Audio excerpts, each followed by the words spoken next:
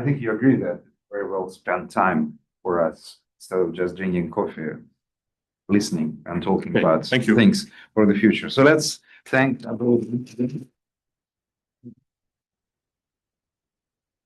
Without this second lecture by Andreas, is this a slide you want to start? Maybe not. 1 hour.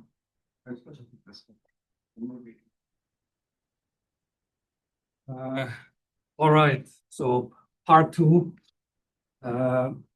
Still remember yesterday we said we are talking about 4 types of particle distributions. The ordinary ones that just depend on X, then the TMDs depend on X and KT, then the GPDs, we get to that, and finally the generalized TMDs. And we're somewhere a little past the middle of discussing the TMDs. And you guys are still all very young, and some of you may not know that especially the Sivers function has a very eventful history. And it was absolutely crucial developments that I try to briefly talk about for the entire field of TMDs, not just for the Sivers function. So I want to go through this here briefly. So Dennis Sivers suggested that function in 1989. And what he suggested was actually not writing down F1T perp, but he said there can be a correlation between the momentum of the target, transverse momentum of a parton, and the transverse spin vector of the target.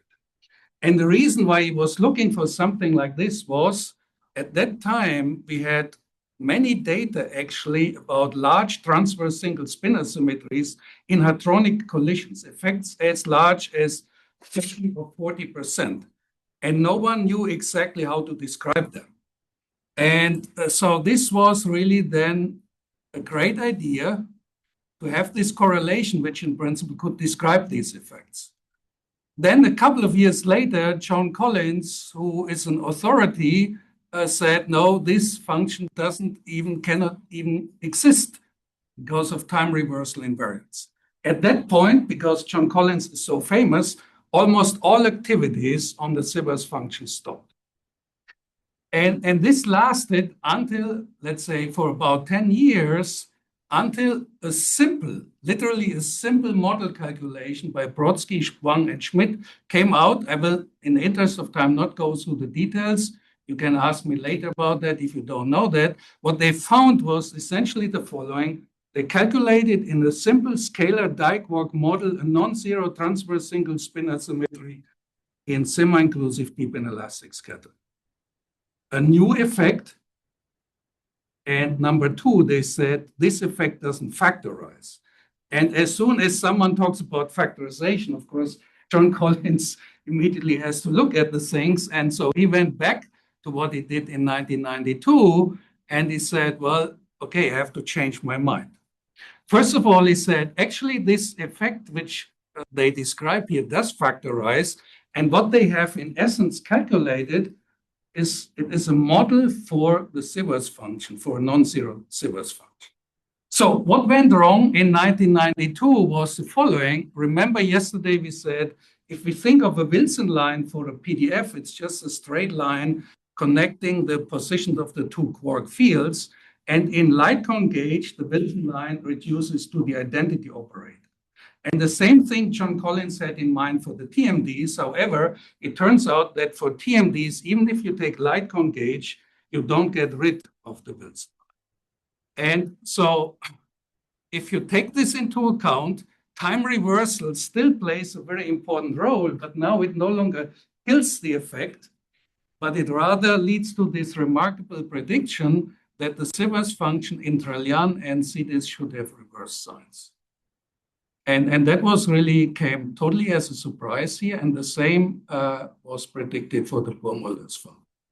And this was really a game changer to the entire field of TMDs. Seriously, I'm not exaggerating here. And one indicator for that, I encourage you just looking up this number of citations of these papers, 4 papers, Sivers, Collins, then this Brodsky-Wang-Schmidt model calculation and this paper by Collins, they all have about 1,000 plus. So let's look a little more into where this is coming from. And just sketch this here. So here is a cartoon of semi-inclusive deep inelastic scattering. And yesterday we said the gauge length is generated by the rescattering of the structure. And here we have such a rescattering effect. And I'm just showing a single one-gluon exchange. And in semi-inclusive DAS, we have what we call a final state interaction, because coupling of the gluon here is after the coupling of the photon. And if you take all order gluon exchange into account in semi-inclusive DAS, because of final state interaction, you end up with this path of the gauge length for the TMDs, where these here are the two positions of the two quark field operators that we have. And then we go along the light cone to infinity principle and in a transverse direction and then back here. If you do the same exercise for Drell-Yan, where we have quark-antiquark annihilation, the corresponding gluon exchange is this here. It's now an initial state interaction where the gluon couples basically prior to the annihilation here into the time-like virtual photon. And again, if you sum up these contributions to all orders in perturbation theory, you generate a Wilson line, but now this beast here is just going in the other direction, which tells you, you analyze the two processes, and a priori for the two processes, you have two different definitions of TMDs.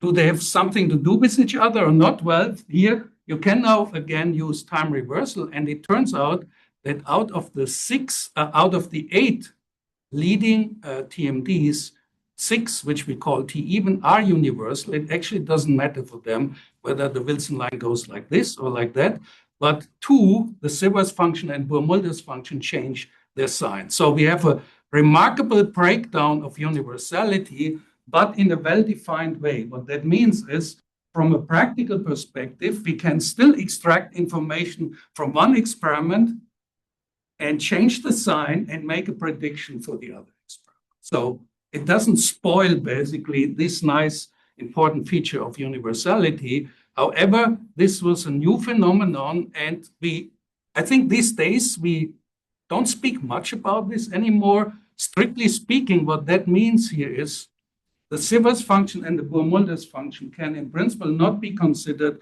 exclusively a property just of the nucleon. You always have to write down a qualifier.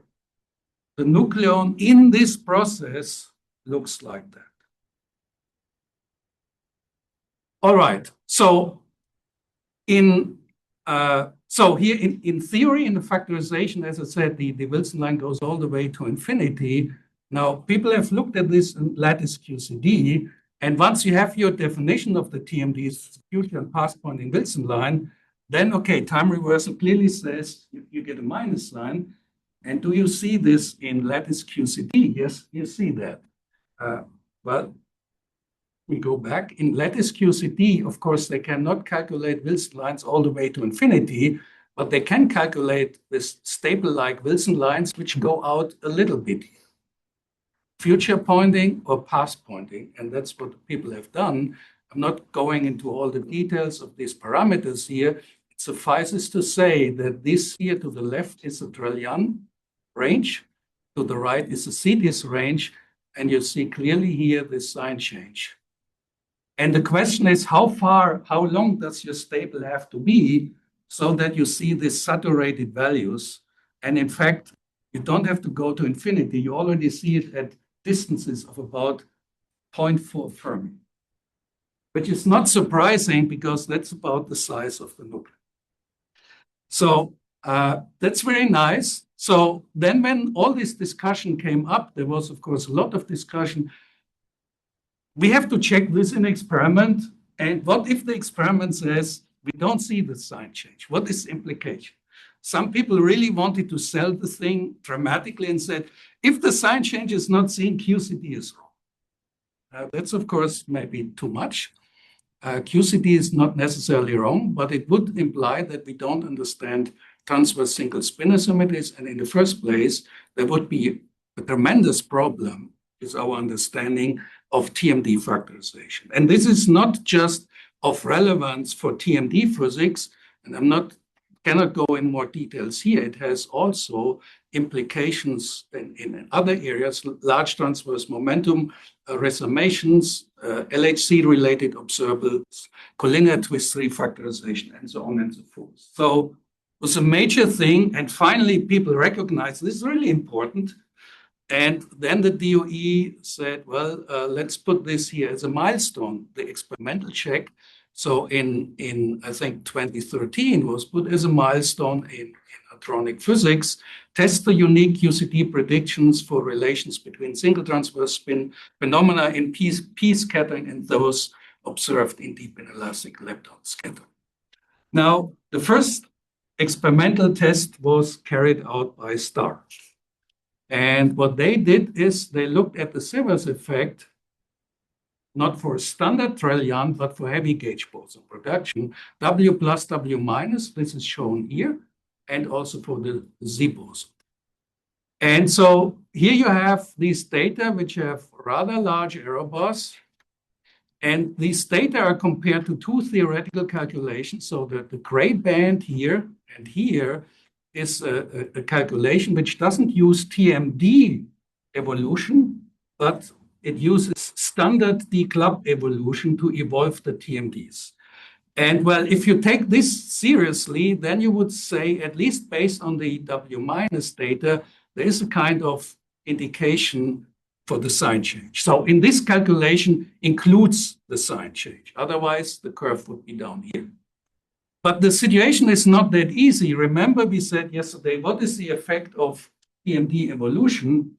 First of all, individual TMDs get broadened once you go to high scales.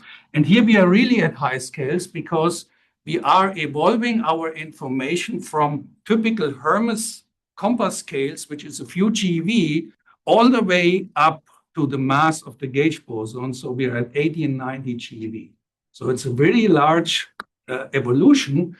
And then we said, well, individual TMDs get broader, and things like the Sivers effect, because the Sivers function has an additional factor of K-perp in front, they get even diluted. And this is nicely seen here in the second curve. This is a TMD calculation, but now TMD evolution involved. And then you are basically at zero. So because of that, people said, well, this looks indicative, but it's not conclusive. And that was basically the perception that people had. And then another measurement was done by Compass. They looked at a pion-proton trillion at a much lower energy now, a much lower scale in this mass range for the dilepton pair. And here is their data point. Compared again to now 3 theoretical calculations, 2 of them involving TMD evolution, 1 using D-club evolution, and the upper 3 bands here are when the sign change is taken into account, and the lower bands are if it's not taken into account. And then people were basically happy to say, okay, this seems conclusive. Don't ask me about how many sigmas this is, but it clearly seems to favor this sign change. Now, I can say that we had earlier studies here. One of them, Alexei was involved. One of them we did largely at Temple, which was testing the same physics of the rescattering of the active parton, comparing with experimental data, which actually also was given an indication of this sign change. I would be happy to talk more about that, but I think it would distract a little bit too much. So anyway, people considered after that, this topic settled about 15 years after Collins' paper in 2002. All right, so one more slide here, and then I say a couple of words about the EIC. So we talked about the importance of this initial state interaction, final state interaction. What if we have a process which is even more messy? What I mean by that is a process where we have both initial and final state interaction of the active particles. And a prime candidate of this here is dijet production, back-to-back dijets in proton-proton collisions. In this case, you have both initial and final state interaction, and you can try to derive your Wilson lines in your TMDs. And people have done a lot of work there, especially the Amsterdam group. And at some point, the perception was, okay, you can still derive factorization, but you're ending up with TMDs with a gauge length, which is even more complicated than just the stables.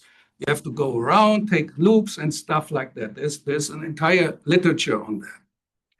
And then people were happy with this. We have a generalized TMD factorization. However, a little later, it was shown in an explicit model calculation by Rogers and Mulders, and I'm not going through the details of that diagram, but that is in that model essentially a representative diagram for this dijet production, that in this process, the color flow is so complicated that you are no longer able to separate or factorize a TMD for each of the two hadrons.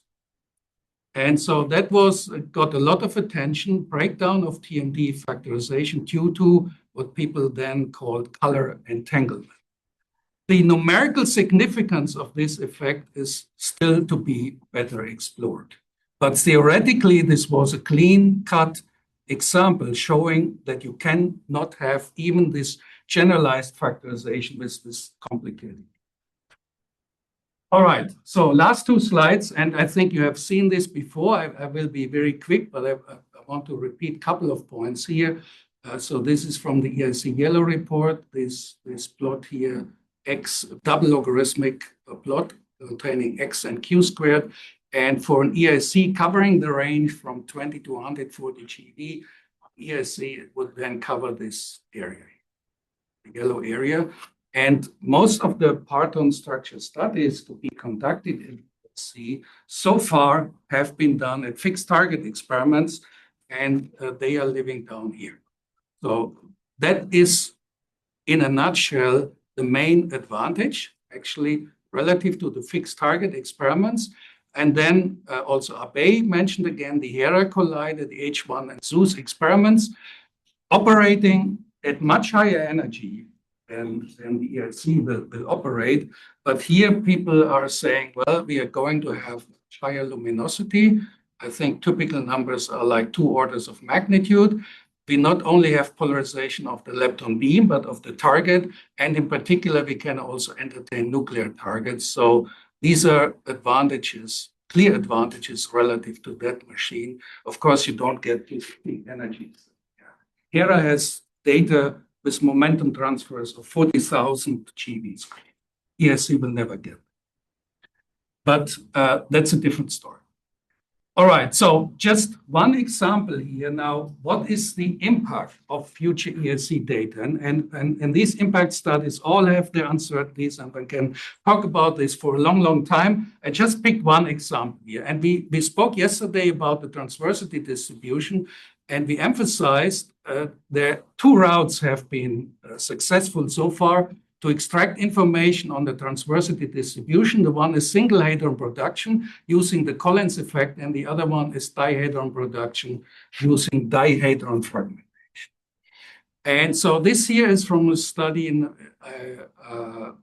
from a number of years back. I think Alexei was also involved in that.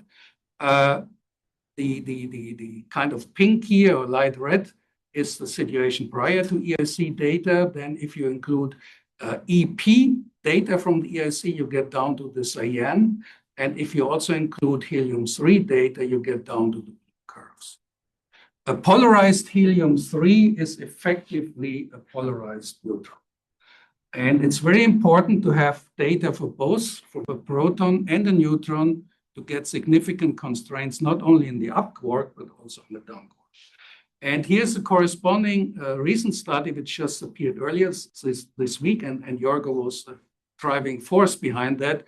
For the dihadron case, cyan is the situation without EIC data, and then if you include proton and helium-3 data, you basically get to the red curves.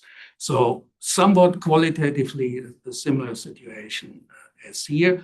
And as you know, improved constraints on the transversity lead also to improved constraints on the tensor charge, which by definition is the lowest moment of the transversity and is one of the fundamental charges.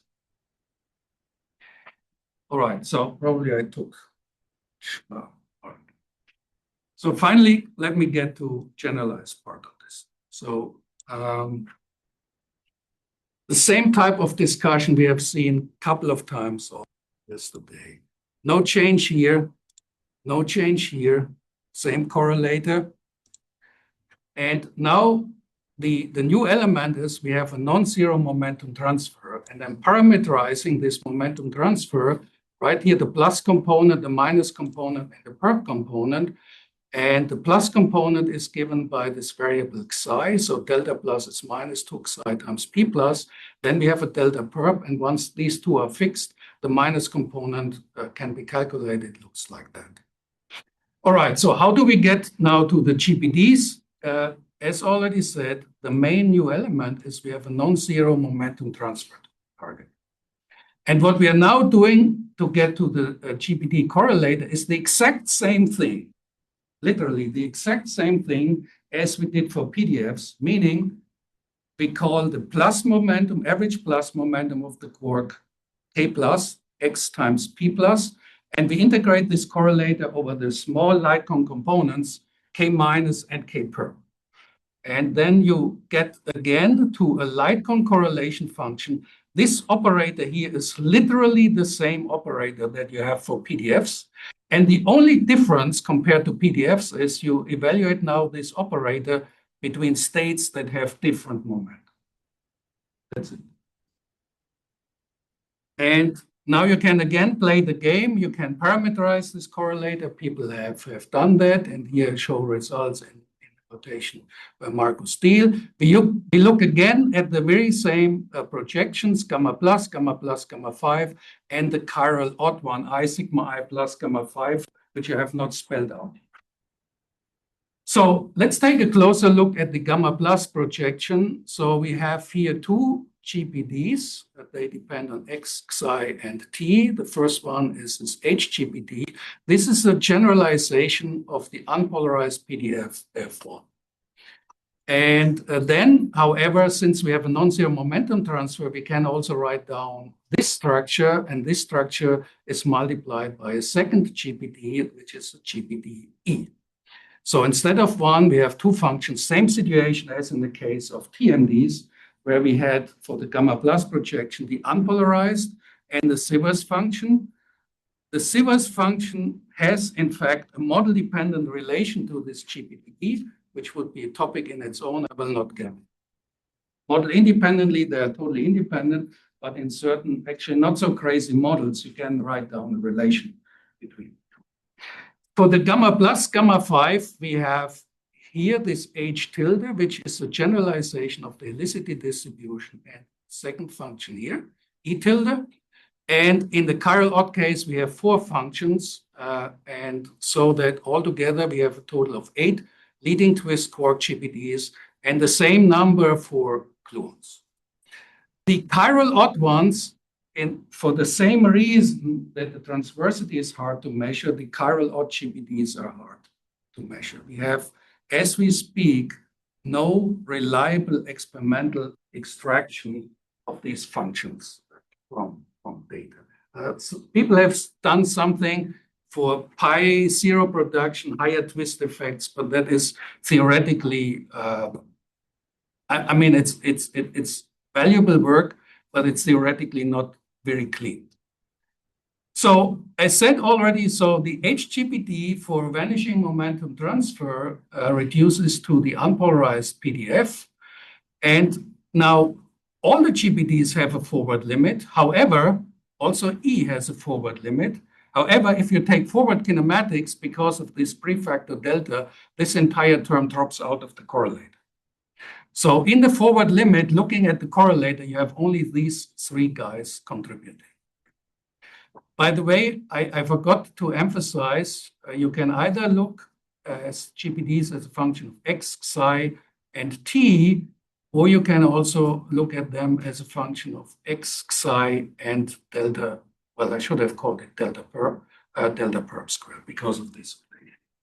I personally find it sometimes a little easier to think in terms of delta perp because T mixes both the longitudinal and the transverse momentum terms.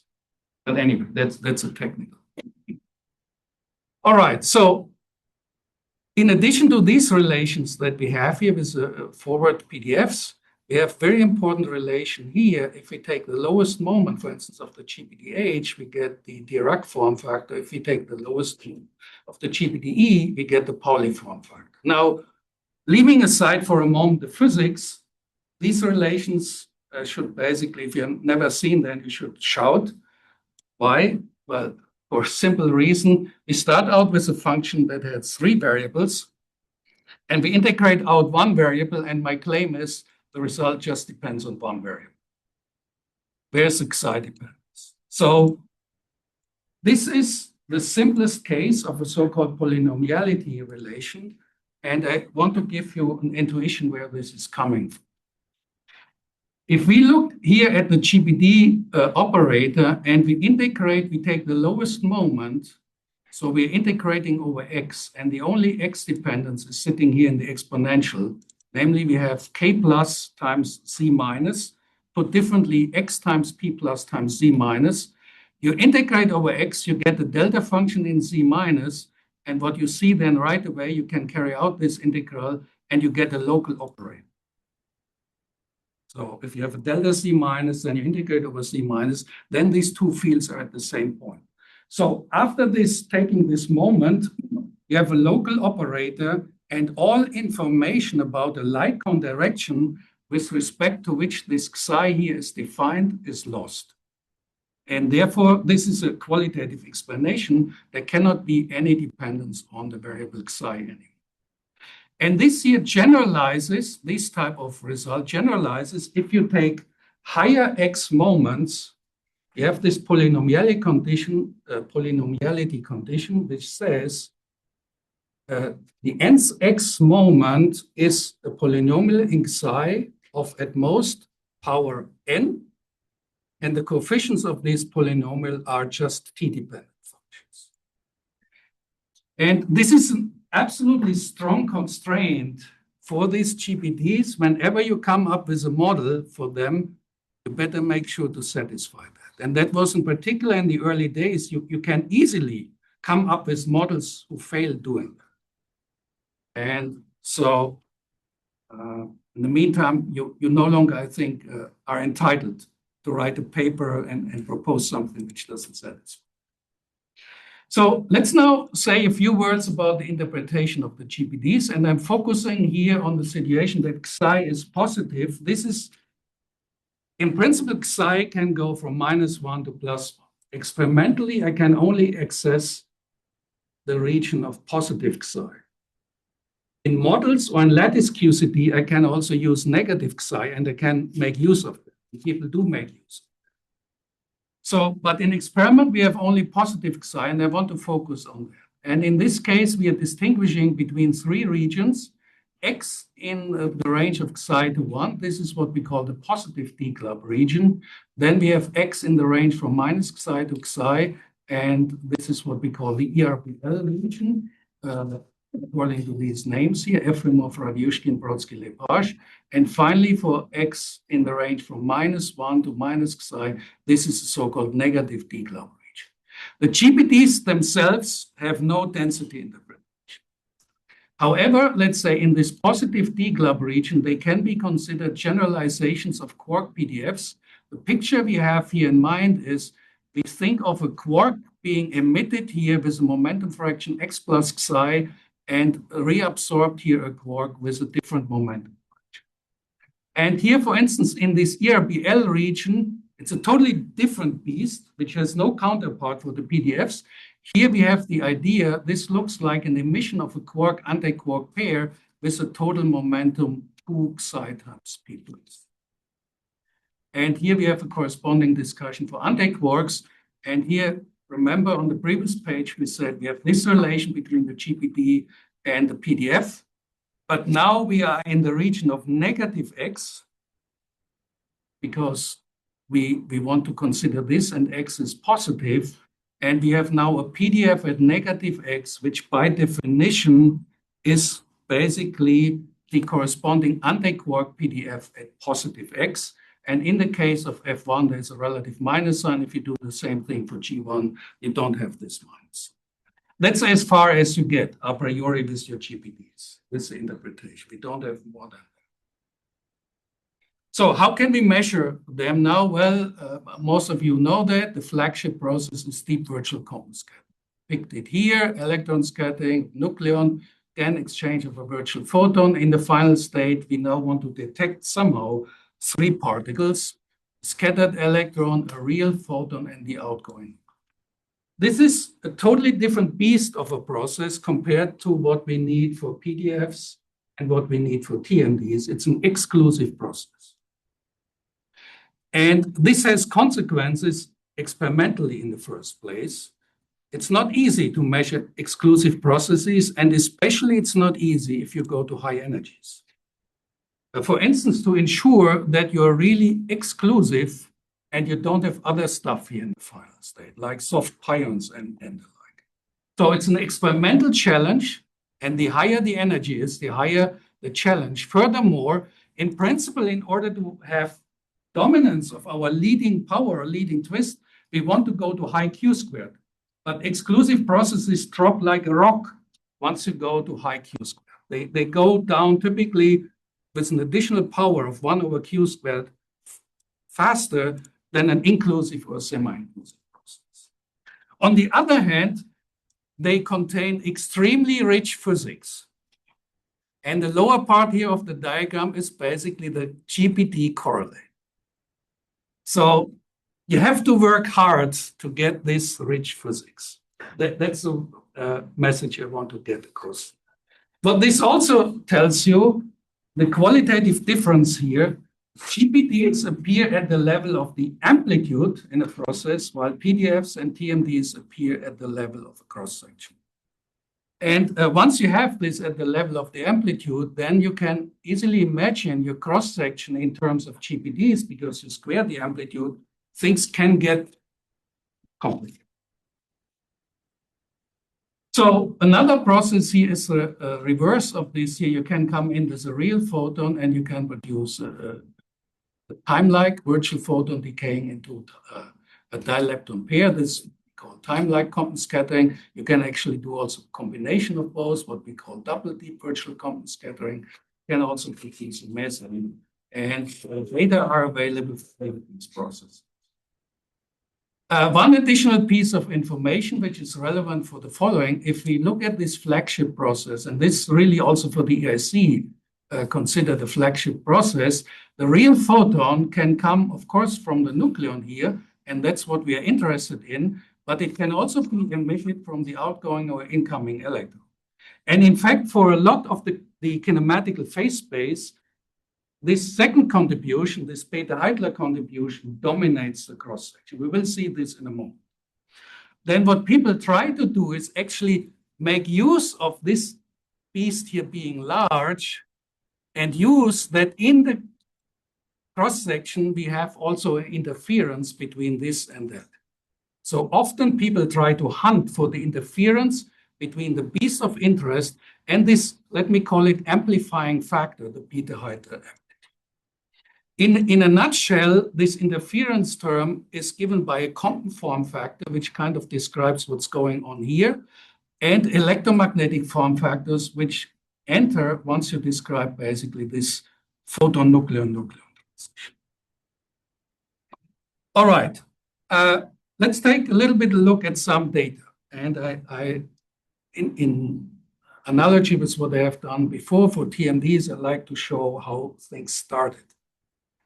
And so the pioneering papers came out in 2001. So we have 25 years past that. Hermes did a published result for beam spin asymmetry in deep virtual quantum scattering, ALU, and Class also at around the same time, the same observable. This is shown here as a function of phi. Phi is the azimuthal angle of the outgoing real photon relative to the lepton plane. And a nice feature of why people like this beam spinner symmetry is the following, that the pure beta Heitler contribution drops out. And the asymmetry is dominated by the interference of the deep VCS amplitude and the beta Heitler amplitude. And so here we have this data, and this is compared also to some early calculations. It's not so relevant to talk about this. But many papers came out in the meantime, and I'm showing you here some of the later results from Jefferson Lab, Hall A, and from class here. What they measured here, that's a remarkable result. Asymmetries are easier, but this is an absolute cross-section measurement. This is a hard thing.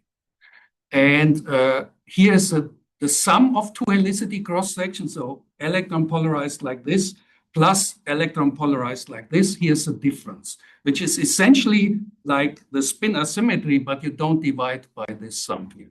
Let's just take a little bit of a look at this here. And I said before, the beta Heitler dominates. Here's the data, and the green is the beta Heitler contribution. That makes the case, right? So you see at these small angles and the larger angles, it's basically almost entirely beta Heitler. And the red is a pure deep virtual compenscattering contribution. It's a relatively modest thing here. And blue is the interference, which of course can change sign. And you see here towards the endpoints, this is not so small as deep VCS squared, and also here, but you get a sort of sense how hard it can be to reliably extract this. You have to know, for instance, your electromagnetic form factors very precisely, because otherwise you have the data here and you want to subtract this green stuff here. If you mess up there, the effect that is left over is not much. So anyway, here here's a data from class. The nice feature here is this is essentially scattering of a neutron. And more precisely, it's electron scattering of a deuteron, and it's the first measurement which was done in such a way that they managed, I don't know exactly how, but they managed to detect the recoil neutron to make sure that they scatter off the neutron. And this is again the beam spinner symmetry. And the reason why we want to have neutron and proton data, we want to do a flavor separation. If you neglect strangeness, then, and you say we have just up and down quarks, then in principle you could say if you have proton and neutron data, you can extract information about both up and down. Otherwise, you can't do that. All right, so let's now say a few words about these Compton form factors here, which I mentioned before. That's a definition of a Compton form factor. Depends on psi and t, and of course on the renormalization scale, which is basically always there. And then we have here an integral over x of a GPD, and then this is a hard scattering factor. This is actually not a mystery to get to this formula, and let me mention the following. Yesterday, I briefly said if we use the correlator language and we make certain approximations, then we get the Parton model result. And in this calculation, if you want to derive this formula for the Compton form factor, it's exactly the same thing. You have this diagram here, this Compton scattering. Of course, we have also, this is the S-channel diagram. You have also a situation where the photon couples here and that photon couples here. There's two diagrams, therefore we have two contributions. And you make the exact same kinematic approximations. You neglect in this quark loop the small light components, K minus and K per. You go through the algebra, and then you have your result for the Compton form factor. And so this is, we have the two contributions because we have an S and a U channel Compton scattering contribution. That's why we have two. And then you see here's an I epsilon, which tells you this expression has both a real and an imaginary. So that the H tilde Compton form factor has a real and an imaginary part. And in deep virtual Compton scattering, we have such Compton form factors associated with all 4 chiral even GPDs, meaning you have a total of 8 compton factors.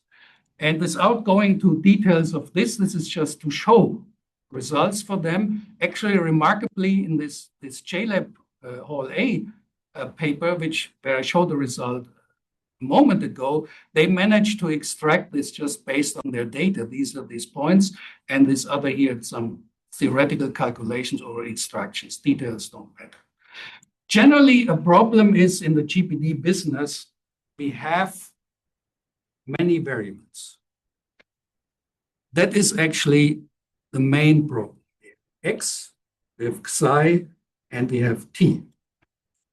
And also the structure of the cross-section, which I spare you here, looks pretty messy. And there's power corrections whatsoever. It's not so easy even to extract the Compton form factors from the data, let alone the GPDs. For the GPDs, we have this additional problem, which is evident already in this leading order result. You would like to get information on the X dependence, but all what the experiment is telling you is this. So the X dependence is integrated over with these weight functions, and how do you get actual information on the X dependence? This is a famous deconvolution problem in the GPD business, which people knew from the early days on, but at a certain point, people closed their eyes and kept sailing.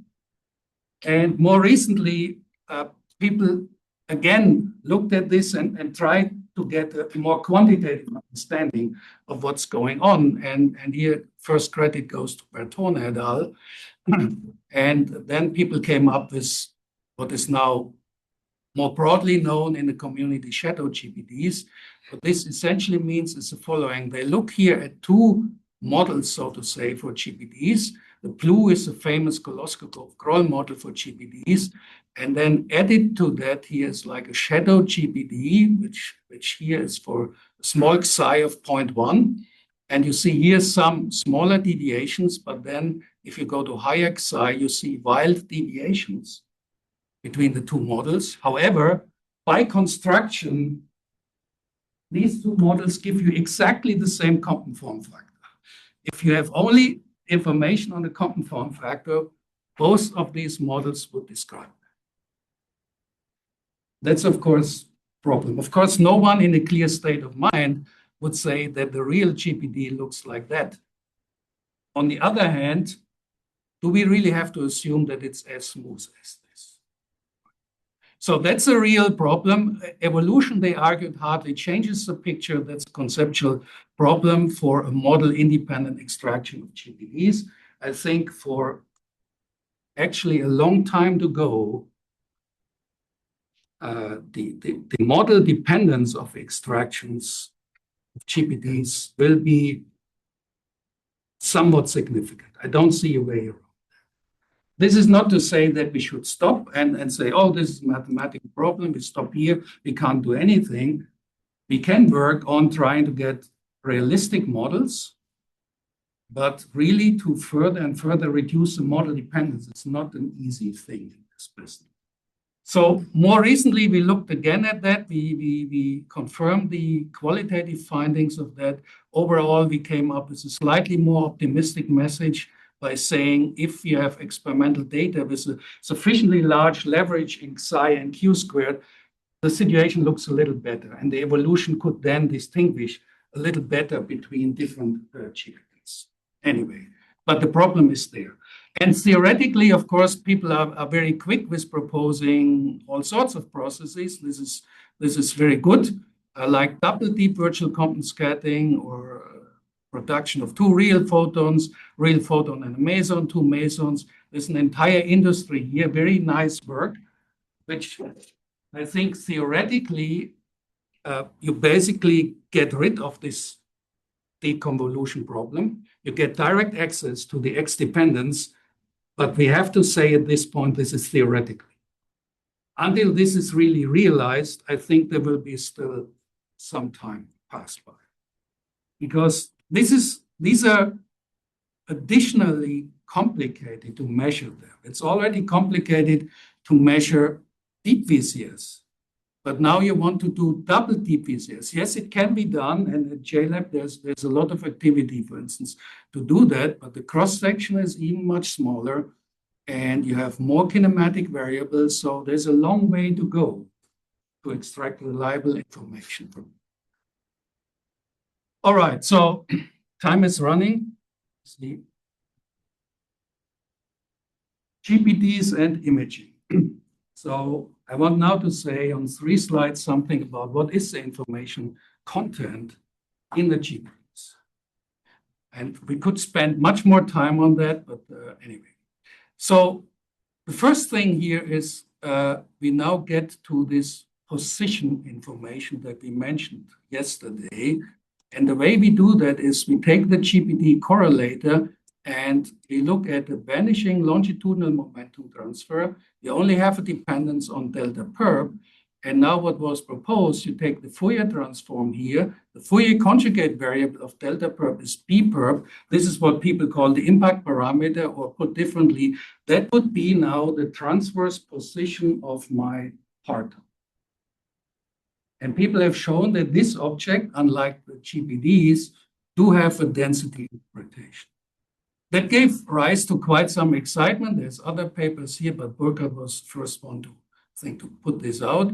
People have extracted these impact parameter dependent GPDs. Here's an example for the GPD H as a function of x and b perp squared. Here's a function of x, and then here's bx, by. And then you see a shape like that. Now, does anyone know whether the fact that this thing here gets narrower and narrower as x goes to 1, what is driving that? People working in a GPD business, what is driving the fact that basically all the distributions have a shape similar to this? Why do we get that? Sorry for putting you on the spot. It's Friday afternoon also. I'm not asking now who's working on GPDs. Then I would say you should know that. Any idea? Yes. And the only thing I can think of is I know HGPD should go to 0 as x goes to 1. Yeah. So here's something slightly different at work. When we say we want to talk about a transverse position of a parton, we have basically to say position relative to what? What is your origin? And the origin is basically the center of the plus momentum of the partons. That defines the origin. And then you see immediately what happens. If you look at the quark, which carries all the plus momentum of the target, then by definition, this quark is sitting at the center of the plus momentum. Therefore, what is going on here, that this thing here is shrinking in the first place, has nothing to do with underlying complicated dynamics. It's a kinematical thing. All these distributions have roughly a shape. And then, anyway, once you have that, and then you can calculate things like average B perp squared, et cetera, et cetera. So I see that the time is really running, and I just talked too much. The second application, and this was how the original excitement about GPDs came up. This is, of course, G's famous spin sum rule, according to which, say, the spin 1/2 of the nucleon is the sum of angular momentum of the quarks plus angular momentum of the gluon, and the quark angular momentum can further decompose into a quark spin and a quark orbital angular momentum. And in G's case, the gluon angular momentum cannot be further decomposed. And the major achievement by G in 1995 or 1996 was the following. He found out, or he noticed, that if you take the second moment of this linear combination of GPDs H and E, it is related to form factors of the energy momentum tensor. In a certain notation, this is the A plus B form factor. That was the key observation. And once you have that, these form factors contain in this case, information about the angular momentum of particles. And in particular, if you put this at a vanishing momentum transfer, then by definition, this linear combination here is basically, if you sum of all partons, is normalized to 1. That was the key observation. Now, of course, people have tried to get information on the GPDs from experiment to extract this stuff here. There's a few papers out. The error bands are all over the place. Still have to go quite some way. But people have also looked at this in lattice QCD. And here are numbers from one calculation here from the ETMC group, according to which at this scale here, the total angular momentum for up quarks is about 45%, about 40% for gluons, about 10% for the down quark, and for strange and charm is just about 5%. And here they quote the errors. To what extent these errors are really under control, I think not everyone is on the same page with that. But it seems that it is a little easier to make use of this spin sum rule here using lattice compared to experiment. This is not to say that we should just, if we do experiment, we shouldn't keep moving. Now, the third and the last, and by no means the least application is this here, GPDs and pressure distribution. And I think it's fair to say that out of these three areas, this is in the recent years by far the most active. And if you have never heard about that, I just give you a sort of idea. And so we talked already about two form factors of the energy momentum tensor, A and B. But there's also a connection to the third form factor that you have for a spin 1/2 particle, and this is often called D. Each spin 1/2 particle, if you decompose the energy momentum tensor and you sum over all partons, you have three form factors. And the D form factor is basically the one which governs the 3x3 subtensor, the stress tensor. And because of that, people discuss the relation then with pressure and even shear distributions of partons inside the hadron. This was pioneered by Maxim Polyakov, and there's a very nice comprehensive review by Polyakov and Schweitzer on the field. Of course, things have evolved, but this is still a very worthwhile reference to read. And it turns out that this D form factor appears in the real part of the Compton form factor H. And people at JLab said they managed to extract this from JLab data. Here's the result. And they translated that, I spare you the equations, into pressure distribution. There's three bands. The outer one, the bluish one, is what they find prior to using their latest, at that time, JLab data. The green was when they included the JLab data. And then finally, the red was a projection with future JLab data. And so here at small radii, you have something like a repulsive pressure. At larger radii, you have a confining pressure and an attraction, which you kind of need to have something stable. Anyway, this is just kind of a teaser. There's a lot going on in this area. These are exciting developments. I should also mention, and I'm not mentioning this to take anything away from that. There's two caveats here. Number one is soon after that paper came out, Kumaritsky, who's a key player in analyzing data in terms of GPDs, pointed out or said he thinks that the errors here in these extractions are underestimated. That's number one. And then second, there's a more philosophical concern that G and co-workers more recently have argued for a system like a hadron, talking about pressure and shear is not the most appropriate language. And they said you should more talk about momentum flow and stuff like that. That's a discussion in its own, and the experts do not yet agree on that. Again, I think that nothing of this here takes away from the excitement of this year. Main focus really of the GPD community right now is this area. All right, and I see that my time is really running. Alexei, when should I stop? Soon, right? Yes. All right. Then let me just say the following. A lot can be done in lattice QCD, and there's nice developments there.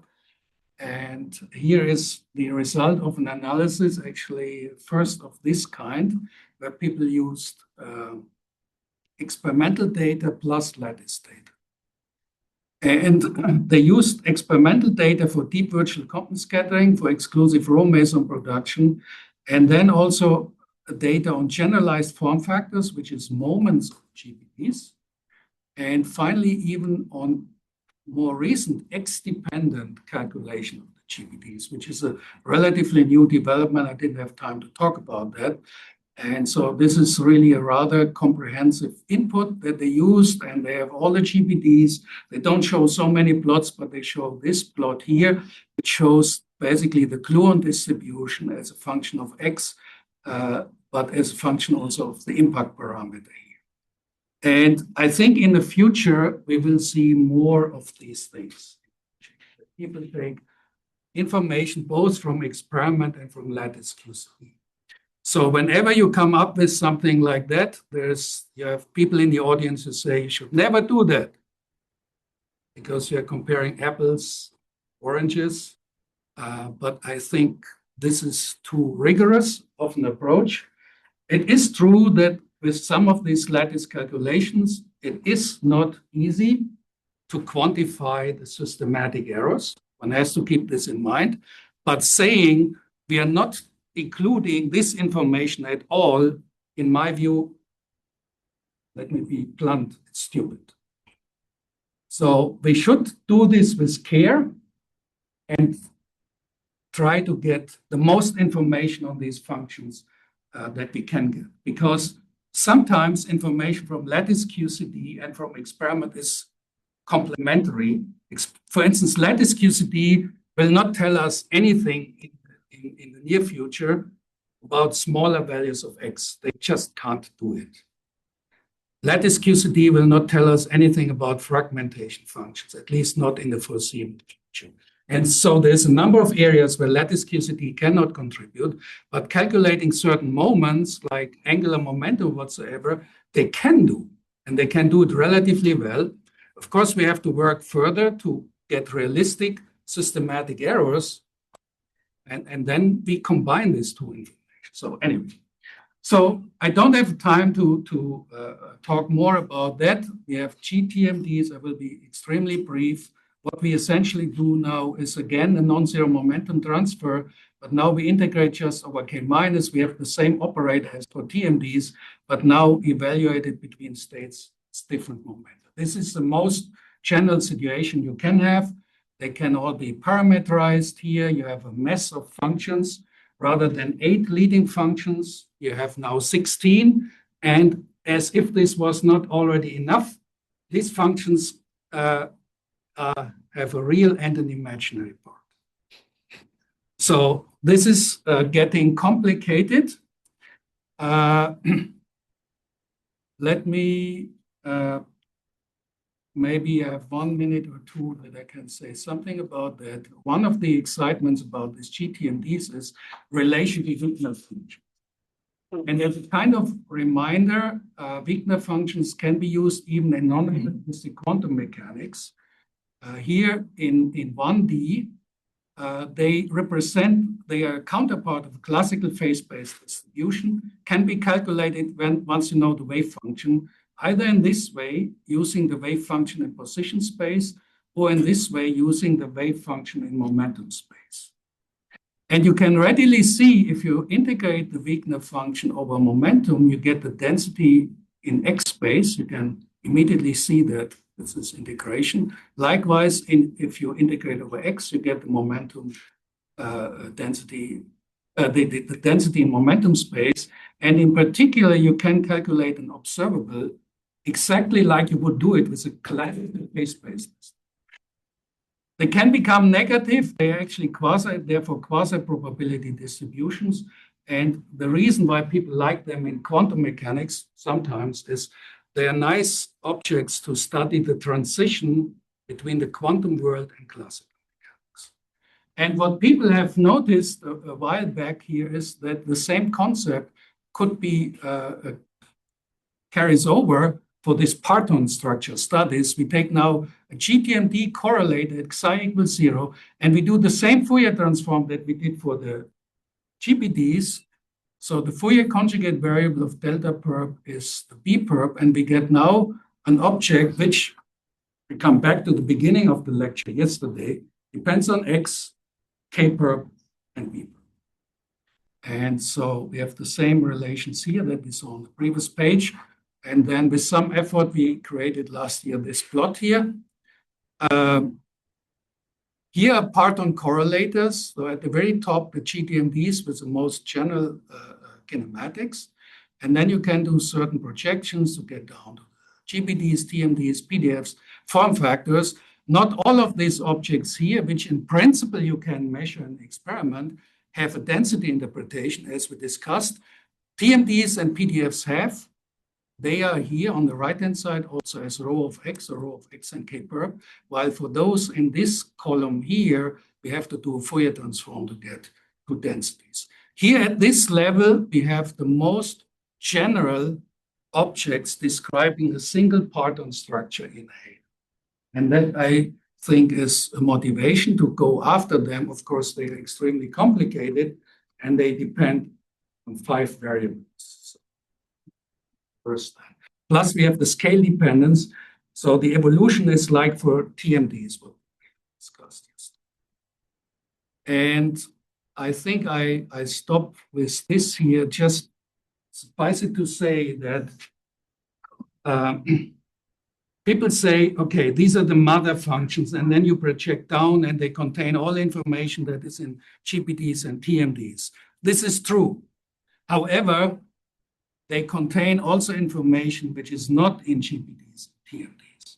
And one example here is, for instance, sitting in this function, which at the time we called F14, which gives you a new handle on the definition of orbital angular momentum. And another one is this G11, which is, in a sense, a partonic counterpart of a spin-orbit correlation that we have in a hydrogen atom. And people have used that here. And we take now the density, for instance, of a longitudinally polarized target as function of X, K perp, and B perp. And then you just multiply with the Z component of the orbital angular momentum, B perp cross K perp in the Z component, and you integrate over the entire phase space.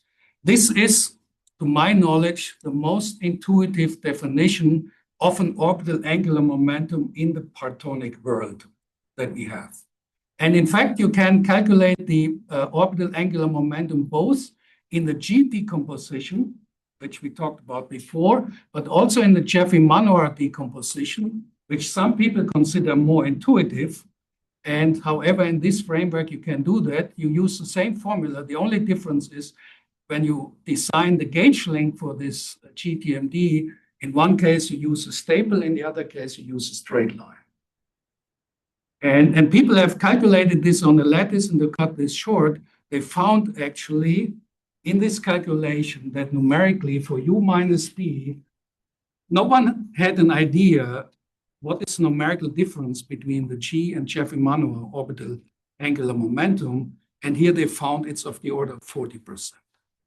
And I think these entire developments here are really milestones in spin physics. So in principle, they can be measured. My time is up. There's proposals for gluons. We had one for quarks. And so let me summarize. Will not repeat this here. I want just to say a couple of words about this point, because I didn't spend time on this here at all. We are right now in our community, I feel we have this perception like we have to do 2 things. A is extract something from experiment. B is doing lattice calculations. And please don't show me any model result, because this is approximate.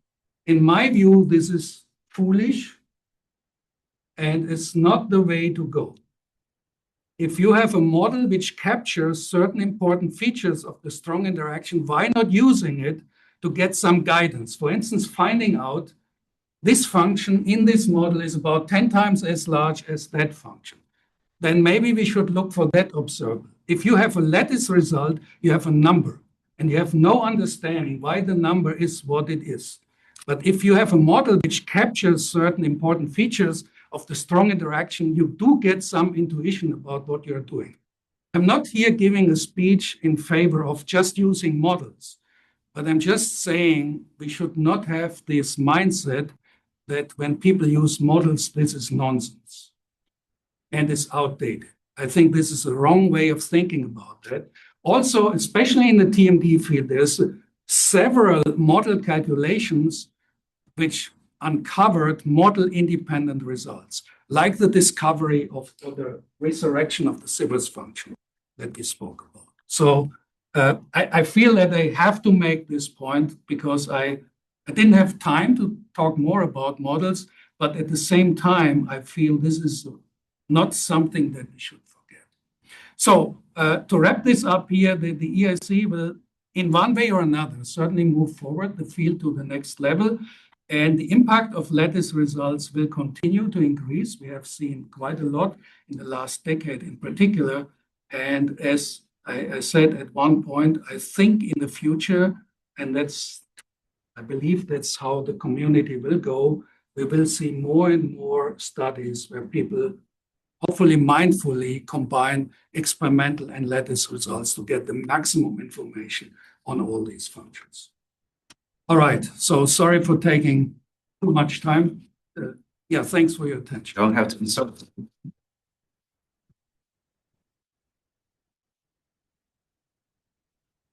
Yes.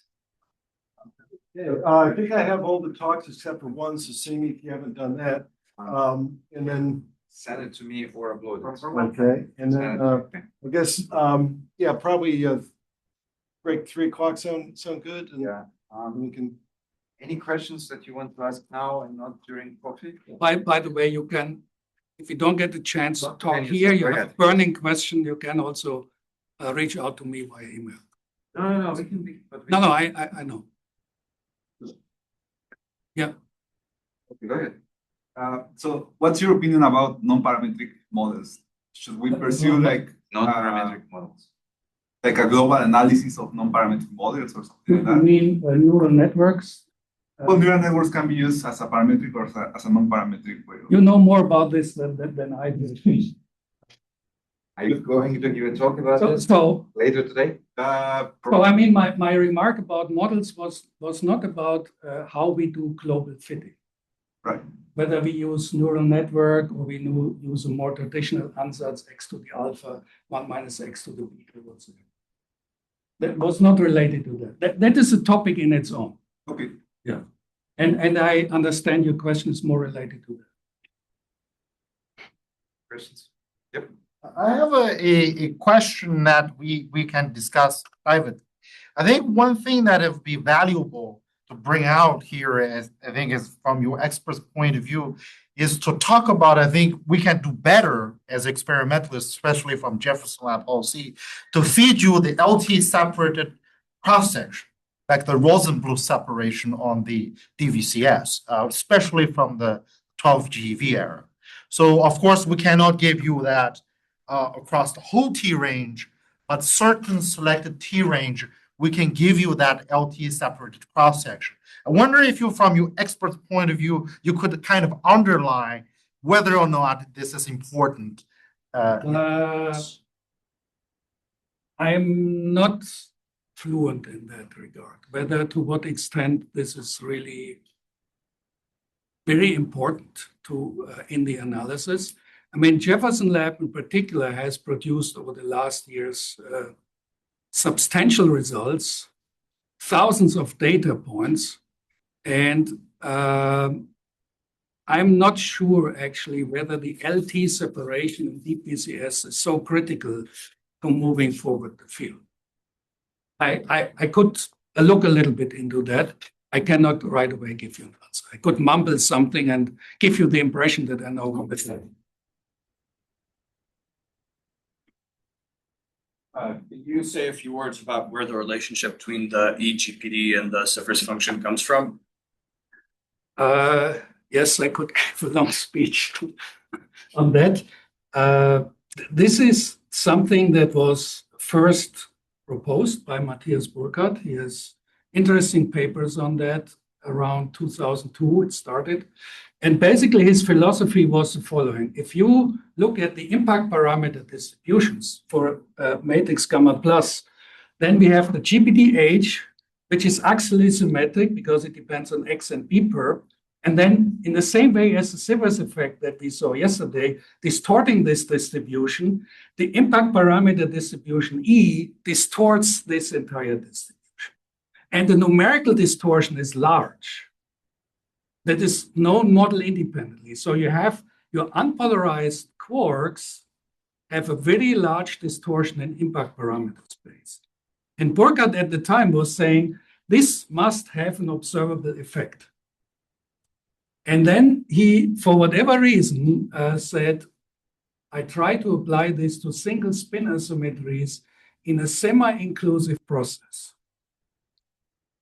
which is at best a semi-classical picture because in a semi-inclusive process, the GPD doesn't show up. However, the picture that he had was something like the Sivers function qualitatively is a product of this distorted distribution in impact parameter space multiplied with what he called a lensing function. You have the struck quark, which then interacts through gluon exchange with the remnants of the target. And then he talked about, okay, you have a lensing function which attracts somehow that quark.